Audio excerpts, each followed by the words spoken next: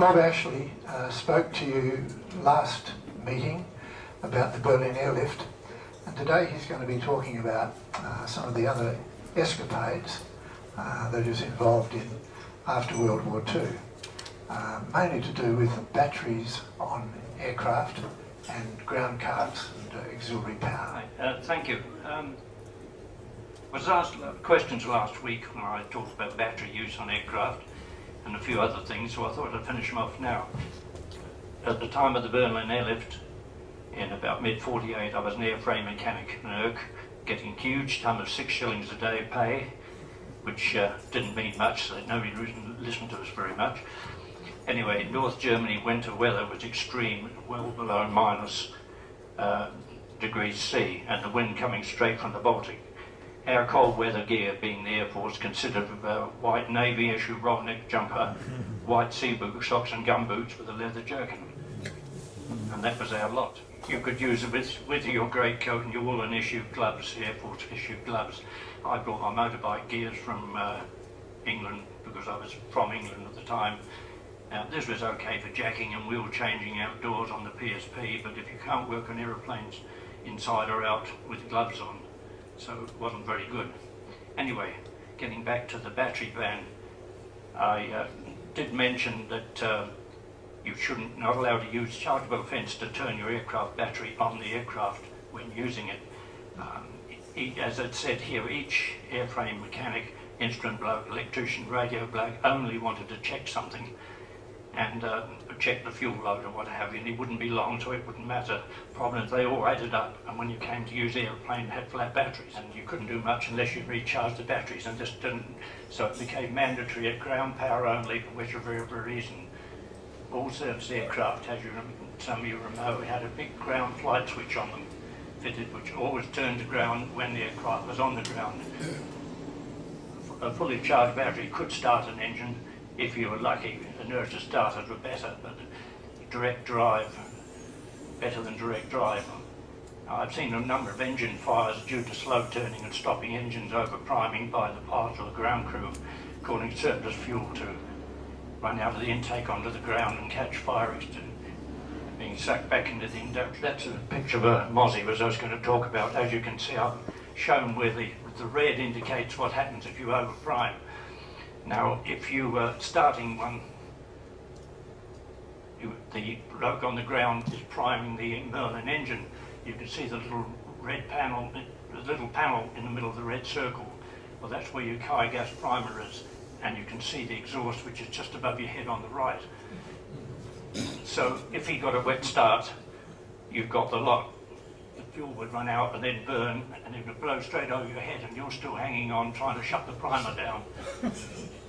So you've got singed hair, and you've got what was known as primer's knuckles. You could always tell a Mozzie squadron bloke, because he had cut fingers, trying to hang on to the panel, because they took it up to 1200 RPM to clear the fuel. It didn't start. The only way to keep it going was to keep the engine turning over, and this required a good battery. I've seen wet starts happen for various engines, Merlin, Pratt & Whitney's, etc., just for this reason, low batteries, so you had to have ground power because you've got to keep turning it over. When starting a Merlin on a Mozzie, for instance, it's quite often happened, and the main ground primer needed 4 pumps on the little primer which I showed you, and as the engine was turning over, you primed a bit more, and you were just behind the exhaust, as you can see in the pictures. Over priming caused surplus unburned fuel coming out of the exhaust just to forward of your head, and if it's slow turning or didn't start, you've got the lot. When the mechanic on the ground had like you get long flames and blow back, and it really got quite frightening, but you got used to it like anything silly thing. You did everything and never questioned it. As I said, the pilot ran up the engine to clear the surplus fuel, and the second engine was running possibly on a lot on single engine stuff, on twin engine stuff, but there wasn't enough power on the generator to run it. You had to have ground power. You can't run the Merlin engine on the ground long term, they overheat, and therefore he couldn't run it off the other engine. In flight, of course, unfeathering helps, but the ground power must be used. Even when starting at the end of the runway, we used to have to drag a trolley-ack all the way down there and sit there just to do the starters. As you may know, you're allowed 15 seconds to turn over on the starter, then you have to rest it for 30 seconds to stop it overheating. and if it didn't start then you had to take it away and change the starter. On Lancasters, which I'd helped start quite a few, Tacaiga's primers are up in the wheel bay, up on top of the wheels behind the bulkhead. During the priming time, the mechanic climbs up on the main wheels onto the wheel bay in behind the engine, and the two Geiger's primers are on the bulkhead.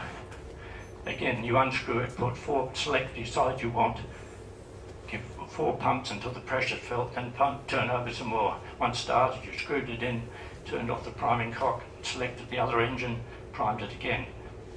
Then you dropped down, climbed out of the wheel bay. You climbed up on the wheel bay, under the wheel bay, at the bomb bay, and started the other side. The other chap was on the fire extinguisher keeping an eye on it, just in case. But you had to have ground power, because if there's any problem, you were in problem. If you go to the AFA Museum, look up into the Lancaster wheel bays, you will see these priming pumps. They haven't been cleaned up there, but you can see the 2 pumps and little pump and selector valve as well. And the other thing we had, the problem was early model Vampires 3s and 5s who used to wet start quite often, caused by fuel going in too early, causing sheets of flame to go out of the tailplane if it started. We expected as often occurred, so we had large asbestos blankets to hang over the tailplane. If the engine didn't start on the man or the pilot running it, had to keep it motoring to turn the starter over, as it meant good ground power. This motoring was to clear the kero out of the engine tailpipe.